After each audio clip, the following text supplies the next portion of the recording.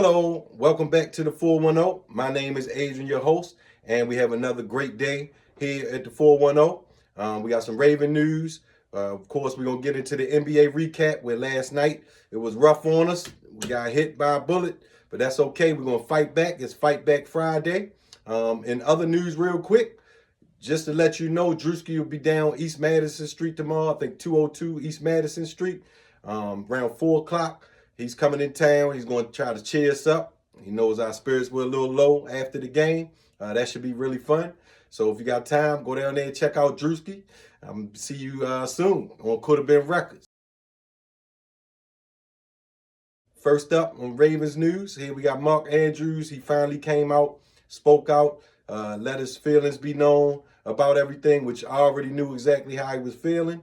That's why we've had his back since day one here on the 410. Of course, he's hurt, but that's okay, Mark. We're going to bring you back next year, and we're going to march right on to the Super Bowl next year. Don't you worry about it. In other news, Ronnie Stanley. I've been hard on Ronnie all year because there's been a lot of false starts going on the line, but I guess not most of them were his fault. He only had 2 sacks on 590 passing block snaps this year. He made the Pro Bowl. He's going to sub out Laramie Tunzel on the line. Congratulations to him, his first Pro Bowl since 2019. And also, I didn't bring him up yesterday as far as our free agents that I would definitely want to make sure we keep. He's restricted, so we'll be able to keep him regardless. It's just about the number. But Darius Washington, I wanted to bring his name up. He was second best on the team all year in his coverage grade. He did a really nice job on the back end for us after we got through those first couple of weeks of the season. So we definitely need to bring him back. So J.K. Dobbins, he sat down. He had a lot to say, and I'm going to let you hear what he had to say. But I can tell you one thing for sure, 2 things for certain. Whenever JK's contract is up, I'm going to be an advocate for bringing him back to town. We need J.K. Dobbins back.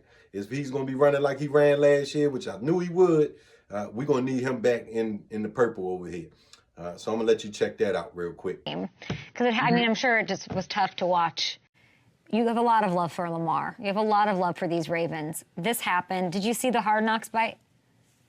Nah, I didn't watch it because I stayed away from it because Lamar is like, I love him. Like, I love Lamar so much, like a brother. You know, he is the best person in the world. Like, not only is he one of the best quarterbacks ever to live, but he's the best person in the world. I love that guy, you know. And so I knew, like, some of the things that happened in the game, like the media is gonna, say it's his fault maybe, or people are gonna say he can't win, but he can. He's a legend. Like, he's amazing, right? So I stay away from that because I love all those boys on that team still because they were my guys, man. So I leave that stuff alone. I ain't seen none of it.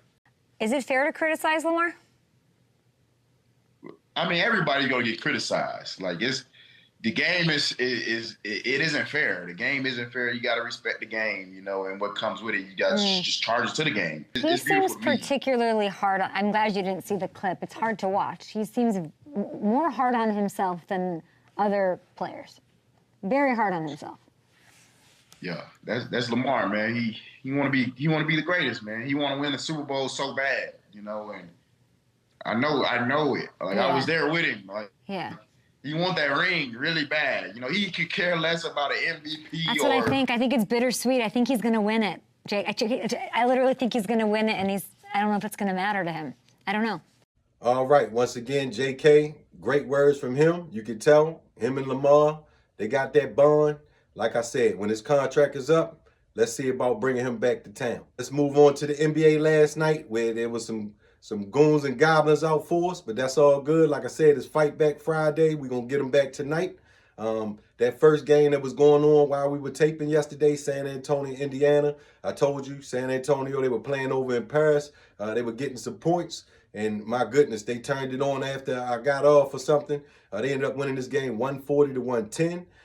I can create some conspiracy theories on this. The game was very close.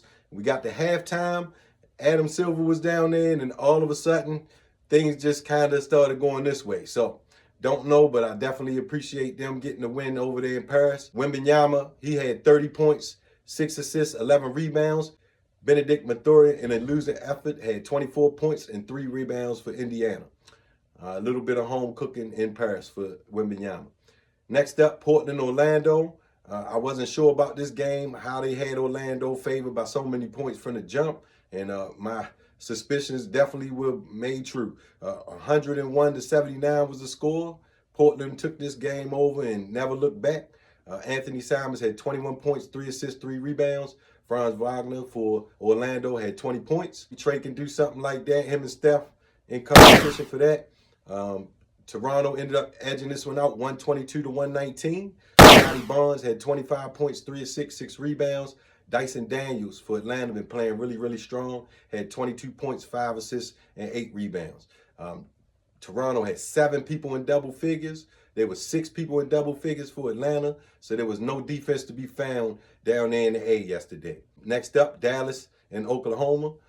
Dallas, this was the rough one for us tonight. They fought all game long. I didn't look at this game close enough. Oklahoma missing all of their big men. Of course, Chet Holmgren's on the shelf for a few more weeks, and Isaiah Hartenstein has been missing. So they really were playing with no true big man in this, and it showed.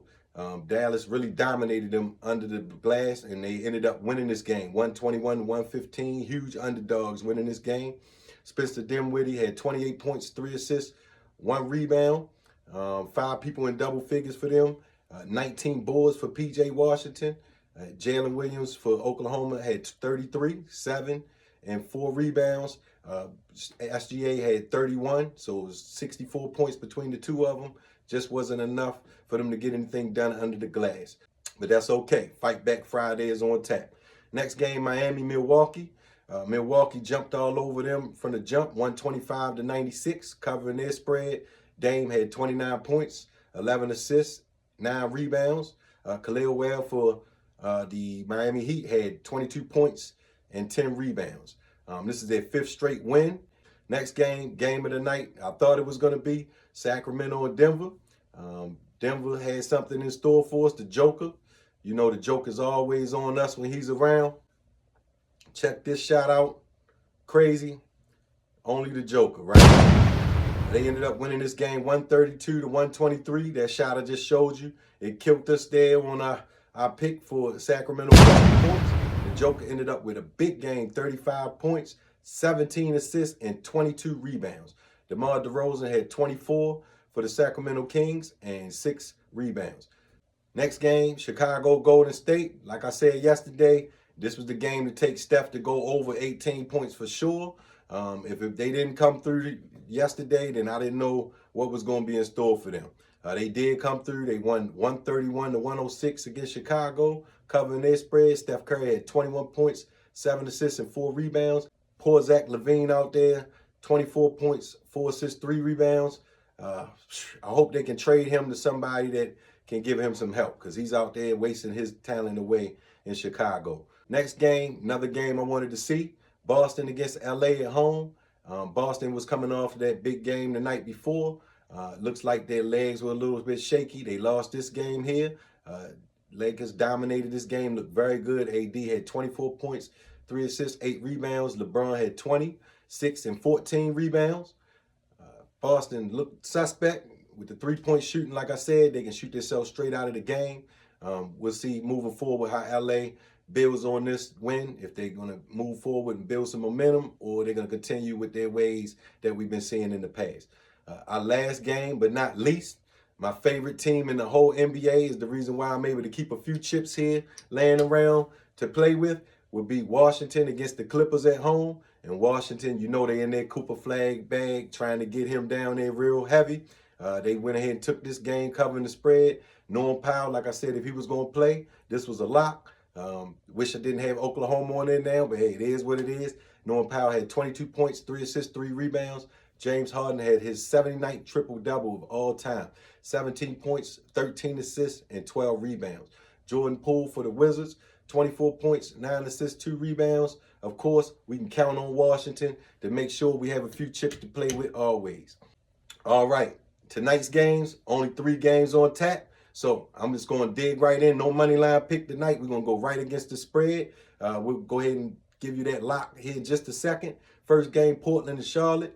Portland's going to be getting the points on this. I'm going to take that points. Charlotte at home, not ready to give them points, even though they've been playing very, very good ball lately. They did get blown out by Memphis, but Memphis is looking strong. Not going to hold that against them.